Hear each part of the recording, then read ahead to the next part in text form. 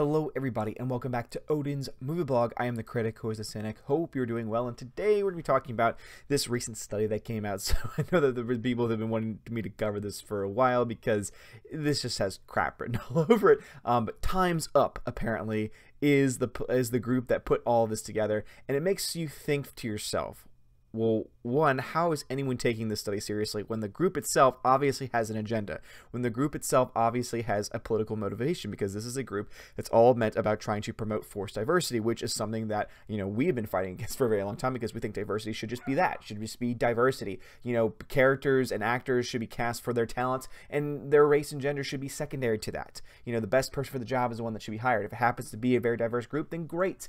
But at the end of the day, it should be the best person for the best job. And if people want to make stories, if there are people who come from a certain background who want to write certain stories, that's fine. There's no problem with that. The problem that we have is when people try and say you must cast this person because they are this race, or this person because they are this gender. That is when we have a problem with it, and that is what Time's Up is trying to promote here, because they say it says Time's Up study concludes female-led films do better than male ones at the box office. So the whole mindset here is that, well, the reason why we need female, it's not even just, oh, we need to do it because it's fair. Now the new argument is, well, it would be stupid not to, because it would make more money if a female leads the film. Now, I, of course, have a lot of questions about this study, because apparently they analyzed the 350 top grossing films worldwide between January 2014 and December 2017, and somehow in their research they found that when a woman was on the main billing, that it somehow did better.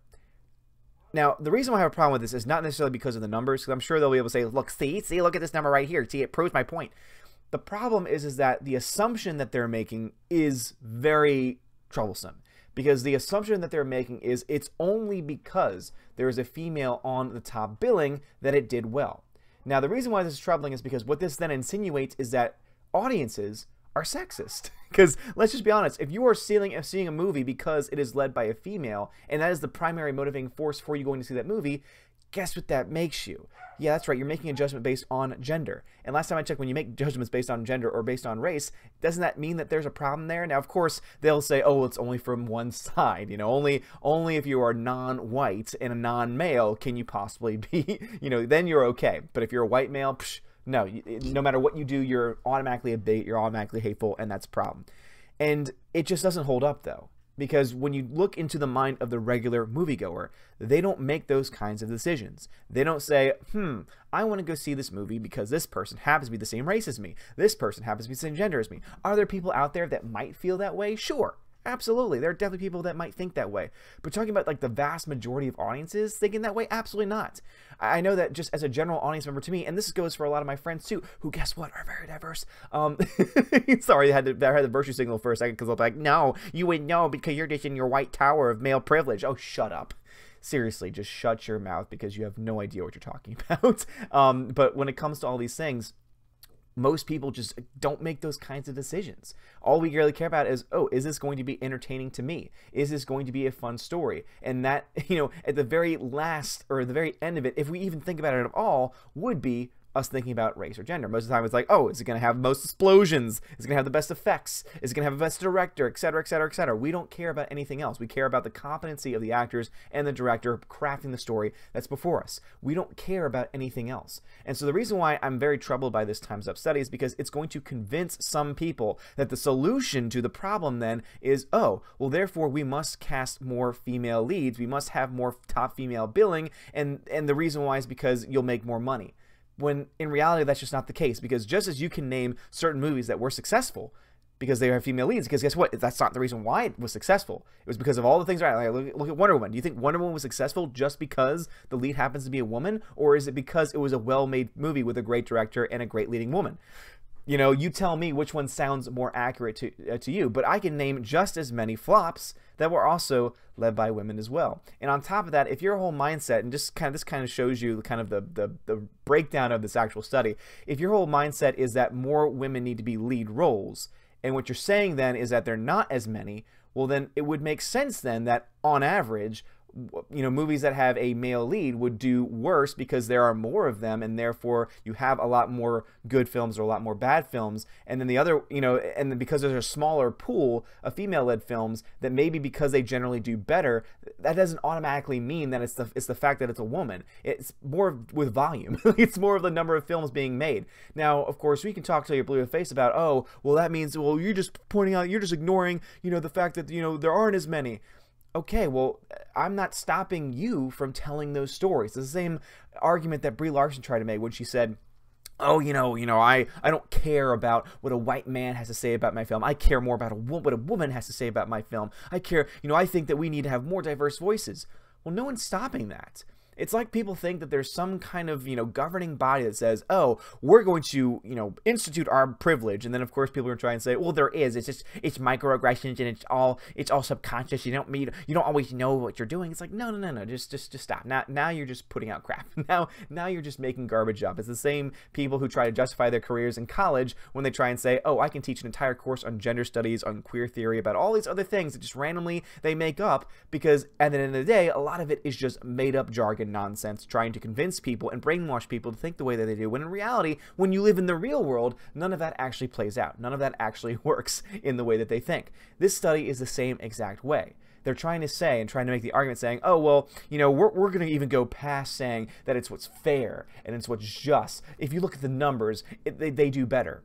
Well, one, who cares? Why is that relevant? Because at the end of the day, your premise is still wrong. People aren't going to see those movies because of the gender of the lead person, for starters. And two, what is your solution? If your solution is we need to force more diversity, if your solution is we need more female-led films, and that needs to be forced to happen, well, I'm sorry, but that's just not how things work. And also, that's not going to solve anything. Because guess what? That means you're going to have a higher volume of films led by females. And guess what? That number that you just put out there trying to say, look, you see the number, how high it is? Oh, it's starting to go down. Why is it starting to go down? Oh, wait, that's right, because now that you have a higher volume of films, that means that it's going to be more susceptible to having both good results and also bad results as well. So what is the solution here? Well, how about we just go see movies for the sake of seeing movies? Why don't we make movies because we want to tell a good story? Why is it that we're constantly now falling into this trap of saying we want to make a movie to try and make a political point? We want to make a movie to try and play identity politics. No. We can still make a good movie with a vast variety of races and genders within us, within the film itself, within the construct of the film itself. But you don't need to force that diversity. You can just let it happen naturally. And how about you also just stop complaining about things and problems that don't actually exist? When you say, oh, there's not enough diversity in film criticism, no one is stopping people from going out and being a critic. And especially in today's world, you can start a blog for free in about 5 seconds. And you can be any race or gender. And then, of course, then they'll go on and say, oh, well, it's society. Society does not try and build up people to go and accomplish those things.